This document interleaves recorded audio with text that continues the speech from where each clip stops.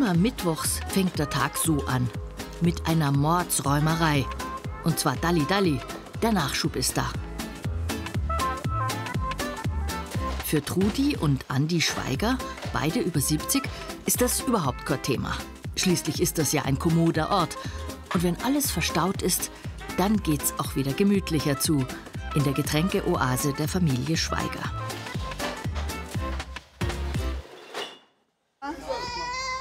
Das ist die Anna, das jüngste Quacks in der Oase und Enkel Nummer 7. So wächst man eben auf, wenn man zum Schweigerstamm gehört. Der Sohn von Trudi und Andi, der Andreas, war als Bub auch schon täglich im Geschäft. Ja, da war er 13, 14. Das war da im drunten Markt noch. Ja. Da kam ein Kunde und ja, hat gezahlt. Und er hat gemeint, ob er Klage hat. Und er sagt er zu dem Mann, haben Sie was Kleines auch? Da schaut er so und sagt er, in meinem Alter nicht mehr. Es gibt Kundschaft und es gibt Stammkundschaft. Und die kommt so gut wie jeden Tag. Der Edi Kelz ist so ein Stammkunde. Das ist einfach badisch, dorfnerisch. Und wenn du ein Problem hast, die haben alle ein offenes Ohr und sie helfen dir, wenn sie helfen können. Und wenn nicht, dann schicken sie dich irgendwo hin, wo der dann geholfen wird. Also so eine Anlaufstelle für bestimmte Sachen. Und kriegen das da alles. Getränke, Zigaretten, Hollerei, was willst du denn? Und um 7 macht er auf, wenn es pressiert. Von 7 bis um 19 Uhr sind sie für jeden da, der was braucht. Und es wäre keine Oase, wenn es hier Stress gäbe. Beim Packerl abholen zum Beispiel. Die Bürokratie, gell? Wir kümmern uns eigentlich alle, aber es muss halt sein, gell? Ja, hilft nichts. Die Trudi macht das schon so, dass es passt. So, jetzt kriege ich ein Autogramm von dir. Ein Servus. Ja, In der Familie Schweiger sind allesamt Dorfener Originale. Und Trudi und Andi verbindet von Geburt an etwas ziemlich Ungewöhnliches. der Andi ist in der Brandstadtgasse auf die Welt gekommen am 16. Mai 1951. Ich bin im Krankenhaus auf die Welt gekommen am 18. Mai 1951. Und wenn wir geheiratet haben, braucht man natürlich Geburtsurkunden. Und dann haben wir gesehen, dass wir fortlaufende Nummern haben. Zwischen uns ist keiner drin. Das ist was Besonderes. Bringt nicht jeder zusammen. Als hätte das Schicksal es so gewollt. Und daraus entstanden ist eine Familie, die sich hilft, wo es geht. Fürs Gestalten des Oasenfeelings war Tochter Maria zuständig. Ja, das habe ich gemeinsam mit meiner Schwester, der Birgit, gemacht. Wir haben quasi im ersten Getränkemarkt, in der ersten Getränkeoase angefangen, ganz klein mit einer Palme über die gesamte Höhe. Und wenn meine Eltern dann den Getränkemarkt übernommen haben, haben wir in einer Hauruck-Aktion eine Oase gezaubert und haben halt rundum das Thema Ägypten und Wüste und Co. aufgegriffen. Und da dürfen Hieroglyphen natürlich nicht fehlen. Und noch etwas gestaltet Maria. Die Bieretiketten vom selbstgebrauten Bier. Ich bin Grafikerin und mache für den Andreas die ganzen Werbesachen. Also ich mache seine Etiketten und die Kronkorken und die Tragel und alles, was er halt so braucht. Der Kellerbräu, das ist der Andreas Schweiger. Und der braut, wie könnte es anders sein, im Keller, direkt unter der Getränkeoase sein Bier. Es ist ein kleines Brauhaus und peu à peu entstanden. Alles in Eigenregie zusammengebaut und es läuft. Schließlich hat Andreas bei der Dorfner Traditionsbrauerei Bachmeier seine Ausbildung gemacht. Wir haben ganz viel gelernt, wie man viele Sachen auch optimiert hat.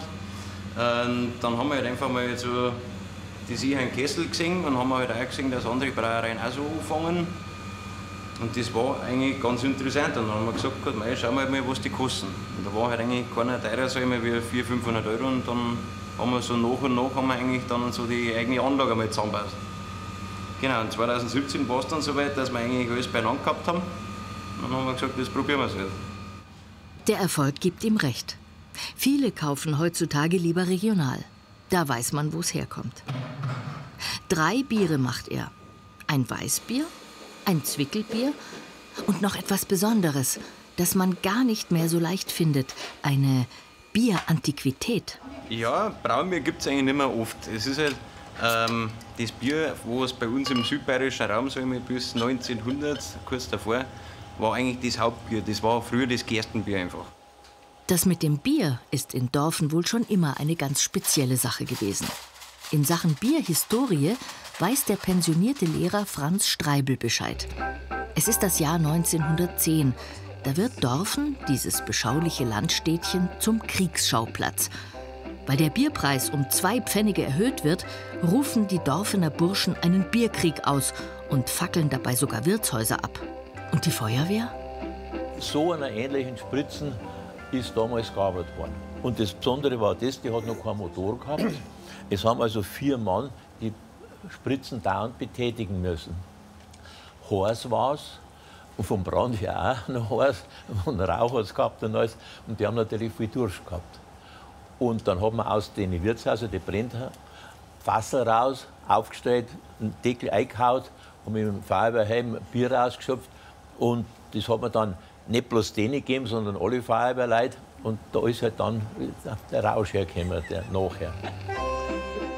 Nachgestellt wird dieses Ereignis gerne immer wieder auf Stadtfesten, wenngleich heutzutage kein Wirtshaus mehr abbrennen muss. Überhaupt sind die Einheimischen freundlich und friedliebend und die Kundschaft der Getränkeoase sowieso. Die wohl prominenteste Wahldorfenerin ist die Schauspielerin Cleo Kretschmer. Sie hat in den 70er Jahren ganz entscheidend den neuen Münchner Film geprägt. Das war damals sensationell. So jung, so anders und so frech. Ja, weißt du, was ich jetzt mache? Ich fahre jetzt nach London und in London reiße ich mir einen Ölscheich auf. Und diesen Ölscheich, den schicke ich so auf den Horror, dass er mir eine Ölquelle schenkt, bloß damit er mich wieder los wird. Oh, Dorfen ist toll. Und ich bin hier sehr gern, ich bin hier seit 25 Jahren und fühle mich total wohl irgendwie, weil das schaut so ähnlich aus wie der Bayerische Wald. Und der Bayerische Wald, der ist mir zu weit weg, weil ich kein Auto fahre. Im Bayerischen Wald braucht man ein Auto. Und das mache ich nicht. Ich bin ein Fußgänger. Und deshalb war ich ganz happy irgendwie, als ich dann Dorfen entdeckt habe, weil das ist hier der Landeplatz für einen Engel. So, und jetzt geh rein. Bitte. Cleo ist Stammkundin. Und weil die neue Wohnung etwas weiter entfernt ist, lässt sie sich ihr Mineralwasser immer liefern. Zuerst habe ich seine Kinder und dann hat der Sepp, also der war Ausfahrt, der hat gesagt, das ist für die Cleo, das ist Frau Kretschmer. Ja, und seitdem weiß ich es halt. Wir haben schon öfters geratscht, das ist eine richtig liebe Frau. Der Laden ist ein Biotop. Ein Ort, wo man willkommen ist. Und dafür sind Trudi und Andi Schweiger verantwortlich. Ans Aufhören denken sie nicht. So sind wir einfach beieinander und wir helfen uns gegenseitig. Warum soll es dann nicht gehen? Ja, genau, wir ehren uns gegenseitig. Ja, der Maxi, die Getränkeoase. Sie kommt einem vor wie aus der Zeit gefallen. Wenn die Welt untergeht, dann leben wir noch ein paar Jahre, weil wir sind nur ein paar Jahre später dran. Gut so, wenn in Dorfen die Uhren noch ein bisschen anders gehen.